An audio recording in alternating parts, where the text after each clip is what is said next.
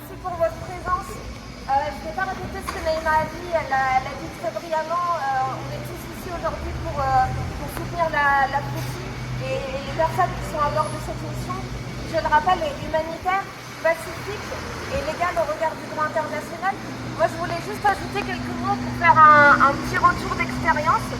Il y a quelques mois maintenant, en juin dernier, j'ai participé à la Global March du Gaza.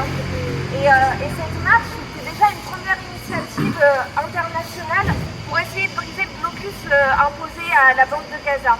Il y a des citoyens, des centaines de citoyens, des milliers de citoyens du monde entier qui se sont donné rendez-vous au Caire pour essayer d'atteindre Gaza et de briser ce blocus qui affamine et qui détruit une population entière. Et déjà, à ce moment-là, le gouvernement d'Israël menaçait et intimidait les participants à cette marche en disant que c'était des soutiens au Hamas, des soutiens au terrorisme. Et le gouvernement français, à ce moment-là aussi, a laissé tomber ses ressortissants. À ce moment-là aussi, nous avons été abandonnés par notre gouvernement. Exactement comme ce qui est en train de se passer actuellement pour les personnes qui sont à bord de la flottille. C'est pour ça que notre mobilisation est importante. C'est pour rappeler qu'on refuse que ce soit les humanitaires pacifiques qui soient criminalisés. On refuse alors que ce sont eux qui sont du côté du droit international. C'est le monde ce à sont l'envers. eux qui essayent de faire respecter le droit que nos gouvernements ont oublié. C'est le monde à l'envers. On n'est pas des terroristes, on n'est pas antisémites. Voilà, donc je voulais rappeler qu'on est en tout soutien avec eux. Il y a encore des bateaux qui sont en route vers Gaza. On admire leur courage. On est de tout cœur avec eux. Et pas seulement notre mobilisation, elle n'est pas que symbolique. Notre mobilisation, c'est une vraie force pour montrer à notre État qu'on ne laisse rien, qu'on les accompagnera jusqu'au bout et qu'on restera vigilant tant que chaque membre de la flottille ne sera pas en sécurité et tant que Gaza ne sera pas libéré de ce blocus injuste et inhumain. Merci à tous. Bravo. Bravo.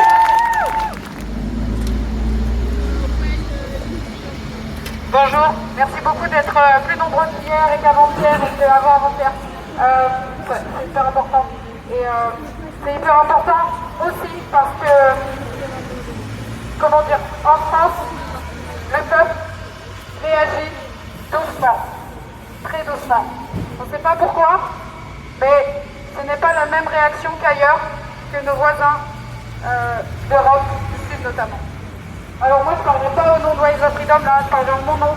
Et quand j'ai appelé une nuit, donc la nuit d'avant, le ministère des Affaires étrangères pour signaler notre inquiétude et le danger que couraient les ressortissants français et la Global Smooth Quotidien, on m'a répondu qu'ils étaient conscients de l'inquiétude de certains Français et de la déception.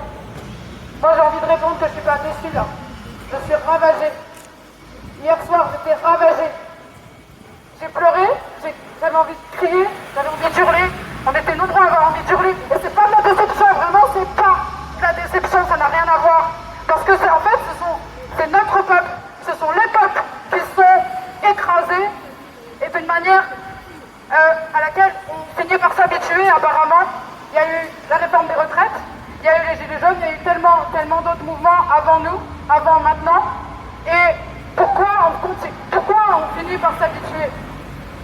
Je tiens à dire que d'autres peuples dans le monde se soulèvent et que ce sont les mêmes intérêts que nous défendons, les mêmes luttes quand on se soulève contre les oppresseurs, contre les gouvernants qui oppriment. Donc ici et ailleurs, c'est le même combat. Et donc, nous nous interrogeons sur la réaction des syndicats ou la non-réaction des syndicats qui ont appelé aujourd'hui une journée de grève, et ça tombe comme par hasard en même temps que les arrestations des flottilles. Et donc nous attendons à ce que l'intersyndicale réagisse comme c'est le cas ailleurs en Europe et dans le monde. Et nous attendons donc que ces jours de grève soient dédiés à cette lutte internationale contre un génocide, mais contre plusieurs génocides et contre tous les oppresseurs partout dans le monde. C'est une lutte de libération, et quand les Nations Unies ne font rien, ce sont les peuples unis qui peuvent agir. Alors agissons, soyons nombreuses et nombreux, appelez vos proches et dites-leur que ce qui se passe à Gaza, ça nous concerne vraiment.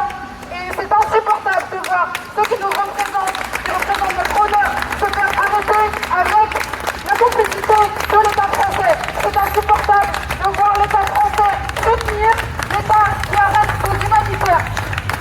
C'est inadmissible et nous continuerons de le dire aujourd'hui, demain, les semaines qui viendront, jusqu'à ce que ce génocide s'arrête et jusqu'à que la Palestine soit libre. Merci beaucoup. Bravo, bravo.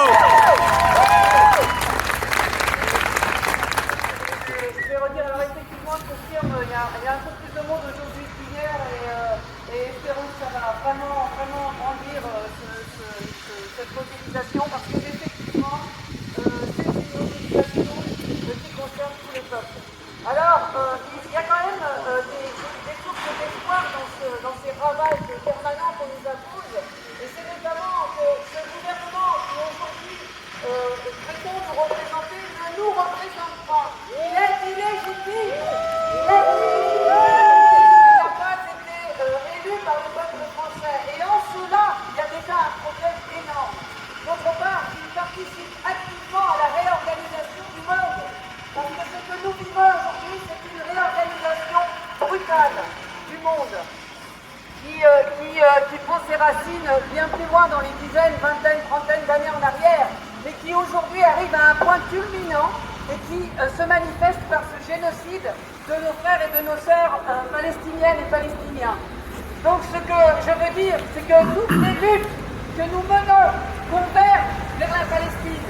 Toutes les luttes qui nous amènent à défendre les droits des travailleurs, le pouvoir aux travailleurs, nous amènent vers la Palestine. Si on ne comprend pas la Palestine, on ne comprend pas les luttes. Et donc, c'est dans notre mobilisation, notre solidarité avec le peuple palestinien que nous allons trouver les ressources pour non seulement être solidaires et donc aider nos frères et nos sœurs de Palestine, mais aussi pour améliorer notre vie ici et maintenant. Pas de salut sans solidarité avec la Palestine. Bravo.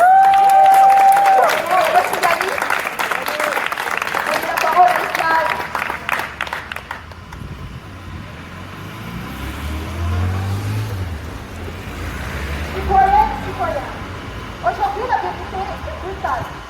La flottille Sumut a été kidnappée en pleine mer en violence totale du droit international. Des hommes et des femmes de 26 nations ont été pris en otage par l'armée israélienne. Pourquoi?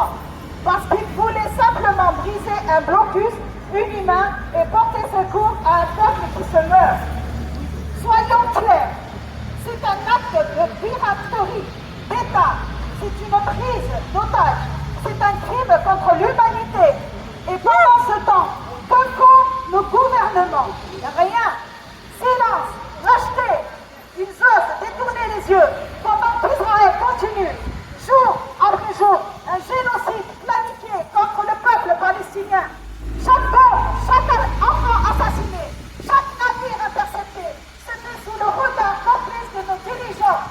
En Valence aujourd'hui, nous refusons ce silence, nous refusons cette honte, nous refusons cette complicité. Israël doit rendre des comptes. Nos gouvernements doivent sortir de leur lâcheté et défendre leurs citoyens, défendre le droit, défendre la vie. Alors crions-le encore, ici, maintenant, libérez la flottille,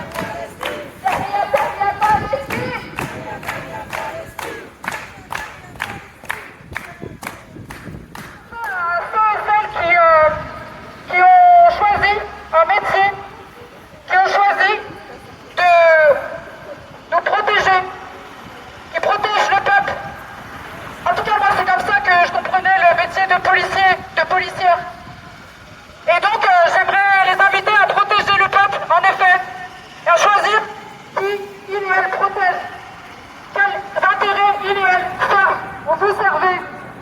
Voilà, j'aimerais, je sais qu'il y a certains de vos collègues qui font preuve d'abus de pouvoir, qui commettent la violence, qui font excès de zèle. Et donc, j'aimerais vous inviter, vous êtes le peuple aussi, vous faites partie du peuple. Et donc, j'aimerais vous inviter à vraiment nous protéger de ceux qui abusent de pouvoir, de ceux qui nous écrasent, et qui vous écrasent aussi.